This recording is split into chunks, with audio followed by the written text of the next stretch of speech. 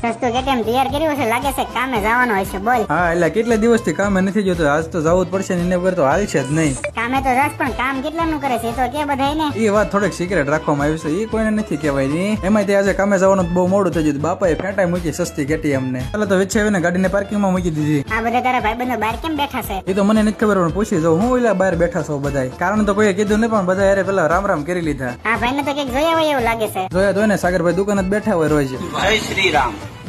આ જયસરીમ વાળો ભાઈ કોણ છે? એવડો એ મારો ભાઈબંધ છે, મારે હારે કામ કરે છે. હતું મને વાતમાં ઘણો ટાઈમ ખોટી થઈ ગયો છે. હાલે કામે બેવું નથી મિથુન. હાલો શેઠ થોડા ઘેરા આપી દો એટલે હું કામ કરવા મળું. આને તો ઓળખું છું, આ તો ઉદો છે. ભલે રહ્યો કામ કરવા મળે હાલ ફટાફટ. એટલે કામે બેહવાનો તો જમવા કેમ બેહી ગયો? સવારનો કામે બેઠો તો બપોર થઈ જાય તો ખાવું નહીં પછી મારે. તે હવે ક્યાં જશ? રખડાવું? રખડવા નથી તો એક શર્ટ ને એક બોટલ દેવા જવાનું છે. આ બોટલ તો મારા ભાઈ છોકરાને આપી દીધી ને એક શર્ટ લીધો તો નીલાની દુકાનેથી, એને પાછો આપી દીધો. હું આમને ઓળખું છું, આ તો તેંગે તેંગે છે. ભાઈ નામનો બગાડ તો મારા મામા છે. તો ફેમિલી તમે